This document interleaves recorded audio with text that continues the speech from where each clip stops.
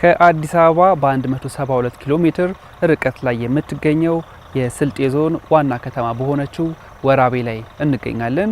ይህ የምትመለከቱት ውብ ስፍራ ግን ከዓመታት በፊት የነበረው ገጽታ ፍጹም ተቃራኒ ነበር። ይሄ ቦታ መጀመሪያ ድሮ ስማር ጀምሮ በደንብ አውቀዋለሁ። ምንም ነገር አልነበረም። በቃ አብዛኛው ቦታ ጫካ ነው። ወደዚህ ለማለፍማ ጭራሽም አይደፈርም። በዛኛው ጫፍ ላይ ማለት ነው። ለሴቶች በተለይ በጣም ነበር የሚያስፈራው። ጫካ ነበር። በቃ በጣም ነበር የሚያስጠላው ሽታው። በቃ በጣም ነበር የሚያስጠላው ከሚባለው በላይ ማለት ነው።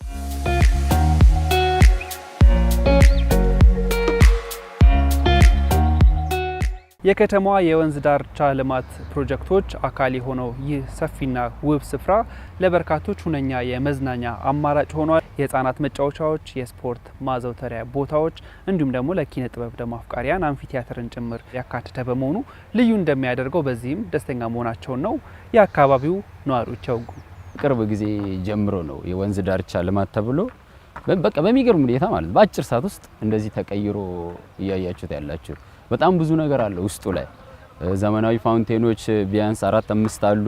ዘመናዊ የልጆች መጫወቻ አለ፣ የአዳራሾች አሉ፣ የሰርግ ማስተናገጃ ቦታዎች አሉ። በቃ የስልጤ ባህላዊ የሆኑ ነገሮች ሁሉ እዚህ ውስጥ አሉ። ባህላዊ የሳር ቤት አለ፣ የፈረስ መዋያ አለ፣ የሜዳ ቴኒስ አለ፣ በጣም ትልቅ ዘመናዊ ማለት ነው። እና አምፊቲያትር 2500 ሰውን ማስተናገድ የሚችል ያው አምፊቲያትር አለ እና እያለቀ ያለ ፕሮጀክት ነው። በጣም ብዙ ስራ ነው የተሰራው። መጥቼ ቁጭ ስልበትም ከራሴ ጋር ልዝናናም ልመሰጥም ስፈልግ እዚህ ነው አምፊቲያትሩ አካባቢ ቁጭ ብለክ የፈለከውን ነገር ተጠቅመክ መውጣት ትችላለህ። ሁሉም ይወደዋል፣ ሁሉም አምሮታል ማለት በቃ በጣም ነው ደስ የሚለን።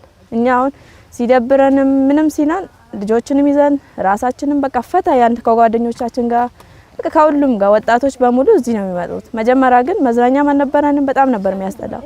አሁን ላይ ወራቤ በጣም ያማረባል።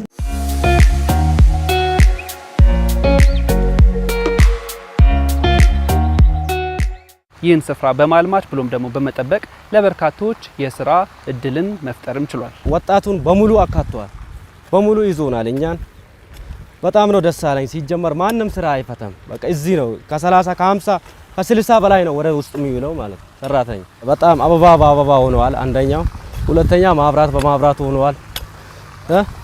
በጣም በቃ ህፃናቶችም የተደሰቱ ስለሆነ ደስ ብሎኛል። እኔ ይሄ ስራ ማለት ነው ብዙ ጓደኛ ይዘዋል። እኔ ጓደኛ ማለት ስራው ተለዋጭ አሱ አርጓም ማለት ነው። እኔ ራሴ አሁን ከዚህ ከገባው 2 አመት ነው። ምንም አልነበረኝም መጀመሪያ ማለት ነው። ይሄ ያለማው ሲግኝ ያጣው ብዙ ነገር ለውጥ አግኝቻለሁ እዚህ።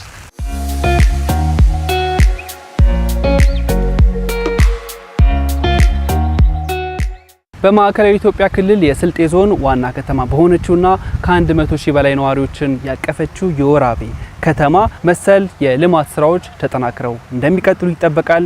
በዚህም በተለይ ደግሞ የወንዝ ዳርቻ ስፍራዎች የቆሻሻ ማከማቻና የተበከለ አየር ማመንጫ ሳይሆኑ ንጹህና ውብ ስፍራዎች እንዲሁም ደግሞ ሁነኛ የመዝናኛ አማራጭ እንዲሆኑ በበለጠ ሊሰራ ይገባል። ይሄ ቦታ ላይ ወደ 9 ሄክታር ነው 9 ሄክታር ሊሸፍን የሚችል ነው።